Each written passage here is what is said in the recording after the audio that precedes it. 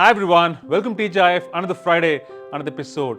There is a lot happening in the world of enterprise architecture, and I recently came across an analyst report where applied observability has been quoted to be the next big trend in the world of architecture. I thought it's best to quiz a colleague of mine who specializes in dealing with large-scale transformation projects on this very topic of applied observability. It's my pleasure to host Srinivas Shivkumar, digital advisor with Microsoft India, for a short conversation.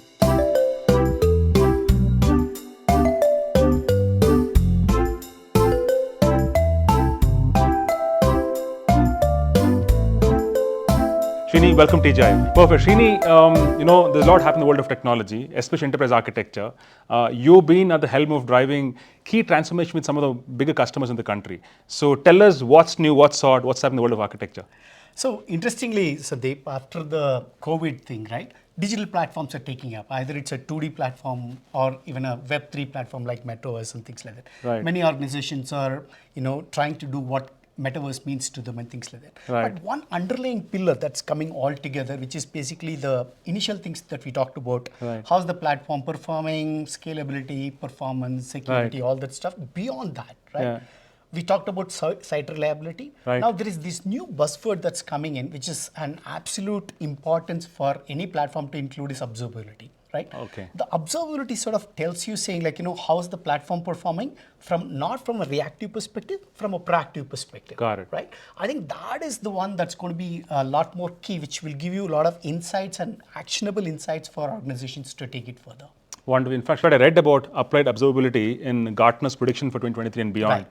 In fact, the question is, how do I take the least amount of time to act or react to something which may happen, right? Right. So that's observability. In fact, one of the examples that I also read is Tesla, right? Yeah. So they talk about, yes, there is autopilot inside.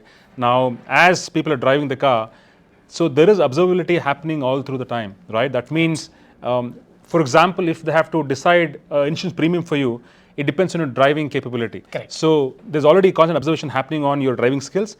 Accordingly, they decide the premium. Correct. I think that's probably is the closest to great example I can relate to in terms of how you can apply observability for real world scenarios. Right. So in that context, can you tell us in the world of architecture, so how can observability be applied in a real context? Perfect. So observability to me from a business perspective, Sanjay, when we'll go to technology perspective. Yeah. Business perspective is the two views of looking at it, right? One is what it means for a consumer. For example, the Tesla example is clearly one for it, right?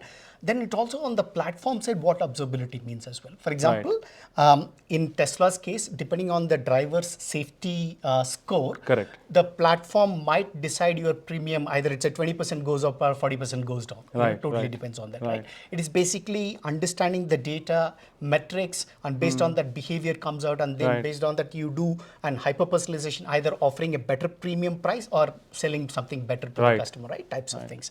From the other side, if you look at the platform side, right, we've always talked about application performance monitoring, monitoring, all the stacks of the cloud and things like that. Now, the more and more architectures are becoming decoupled, right? And systems are going to be more autonomous, running on their own speeds and things like that. Yeah. Making sure this entire ecosystem of components and services that are running across clouds in some cases had to be monitored very proactively, because it will affect your customer experience very quickly, right? When it's when the service degrades, or service starts not performing and things like that, right?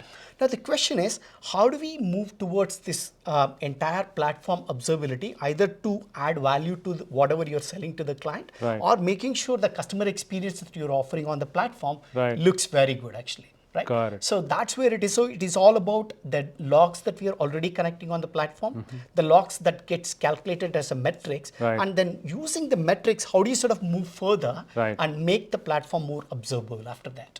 Wonderful. So that means, Srini, systems are running. There's autonomy in the systems. Right. But there are agents looking at what's happening in real time. Almost like predictive maintenance on a manufacturing plant, to make sure that all the parameters are watched on a regular basis and we predict what may happen in the near future. Accordingly, in this context of enterprise architecture, the observability as such is a peripheral watchdog which will keep an eye on what's happening and probably take necessary action in an autonomous fashion or bring in a human intervention to make decisions. Is that a fair summary? It's a very fair summary, Sandeep. But look at this way, right? Human mind is still very, very limited with the amount of data points coming in. Absolutely. Right? It is absolutely inhuman for us to expect somebody to look at every data point and say, you're going to take actions, decisions, right? So monitoring as a function within the platform, it is very, very valuable. Logs are valuable, metrics are valuable, but there is limitations, right? So the question really is like, how do you take this further and making sure, can you make it more predictable, right? And how do you take this, more action oriented is the question actually. Got it. Perfect. That's great, Srini. So now, for a lot of tech enthusiasts watching us today, what's your guidance on how should they approach this trail of applying observability in their system of architecture? Right. So what I would suggest is about a 4-step maturity, something. Okay. Right? So the first one is simply rule-based, right? Okay. You know your systems well. You've been running your systems very well, right? Just run some very simple rule-based things to make sure the systems are observable. For example, on a day-to-day, which is an everyday scenario, or there are certain peak scenarios that will come in part of it, right? So that is number one, right? Once you have mastered it, once the systems are sort of working well, then take that data and train using some models to do from anomalies. Right. So anomaly will sort of tell you saying like where the systems are going to fail or failed and things like that, right? Which also gives you an opportunity to say like, I'm expecting, let's say there is a sale happening on the platform and some platform may or may not do well. How do I, make sure that is taken care, right? Extra provisioning, somebody monitoring it, whatever that model could be, right? The third one is AI. Right? Once you have a lot of data, now you have collected data, you have anomaly, you have labeled the data.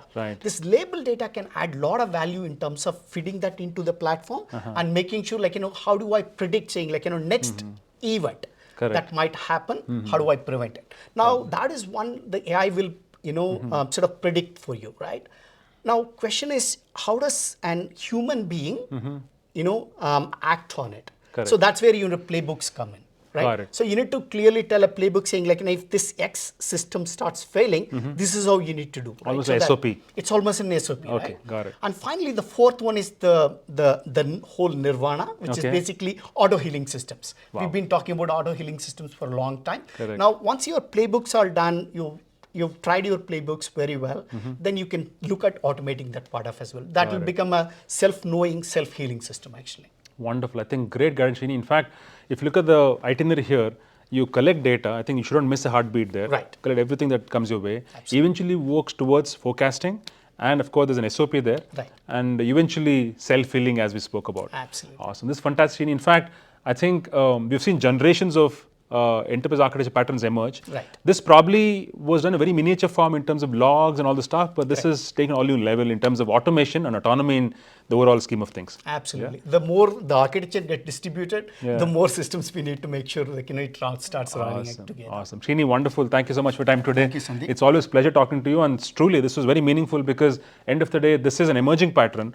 And the fact of the matter is, as you rightly said, there are more systems emerging. In fact, look at the world of microservices. You'll have a lot more services coming your way, so you need to observe and make sure timely action is taken. Absolutely. Wonderful. Thank you so much. And all viewers today, as you heard from Srini, I think time for us to look at how observability can be applied to roll our enterprise landscape and ensure that systems eventually you work towards self-healing. That's the journey. It won't happen overnight, but starting phase one where you collect data, you forecast, apply SOPs, and eventually get to self-healing systems. So with that, thanks for watching us today. Have a wonderful Friday. Keep watching TGIF and have a great weekend ahead. Bye-bye.